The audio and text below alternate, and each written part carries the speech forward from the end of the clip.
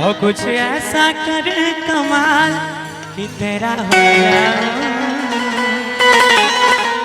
मैं किसी और का हूँ फिलहाल, मैं किसी और का हूँ फिलहाल कि तेरा हो कि केहू और के बानी फिलहाल लाइन मत मारा।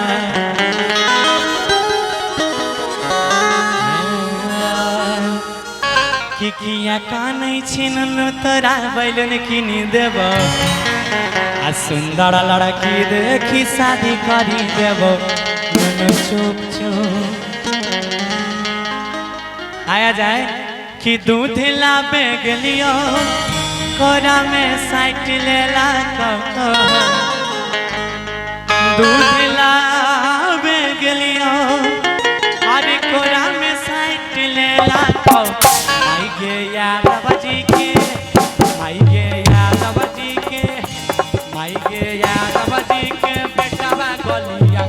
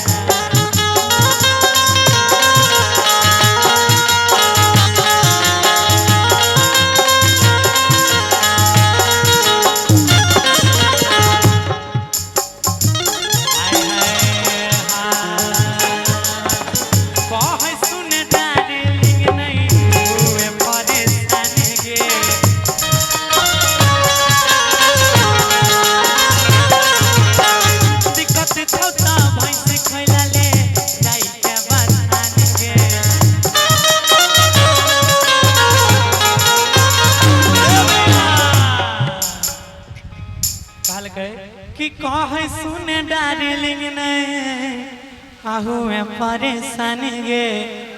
यादव जी लंग यादव भाई लंग सबसे बेसी भैंसे रहे छे, कोनो चीज के तुलना भैंसे से करे छे। तोरा हमरा से प्यार कर कोई दिक्कत हो तो भैंस बेच देबे साला, बथाने बेच देबे, लेकिन पसंद छी त प्यार करे पड़तो। यादव जी के ये अथी होई छे। काल के जरा मेकअपवा आपका घट रहा है।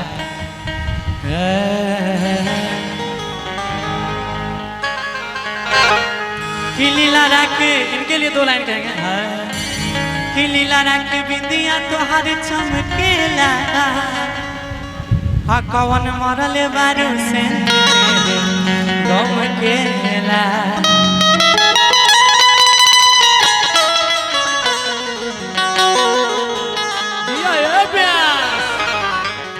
लीला रख बिंदिया तोहार चमकेला, कौन मारने छही सेंट देह गम कई छ।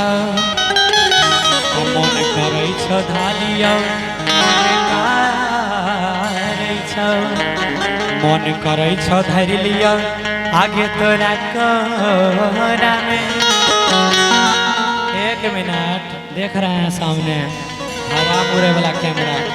कि मन करेला धाली तोहके कोहरा में आ सबके सोझा लाइट के हजरा में कहल गए कि कहे ये स्केल था ना कहे सुने डार्लिंग ने हुए परेशान गे आगे दिक्कत छौ त भैंस खोला ले जाई के बथान गे सब का के दूधावा पहिले बांट देला सब का के दूधावा पहिले बांट देला मीठी मीठी ताली के साथ माई गे यादव जी के माई गे यादव जी के बेटावा गलिया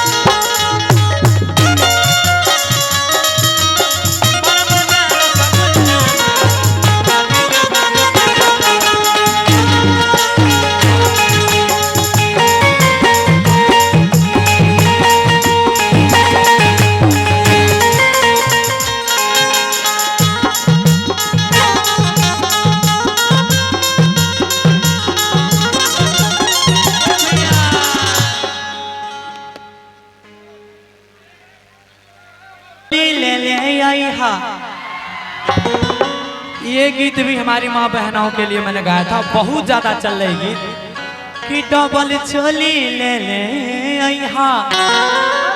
एगो रातिया में पिन्हाई हाय एगो दिनवा में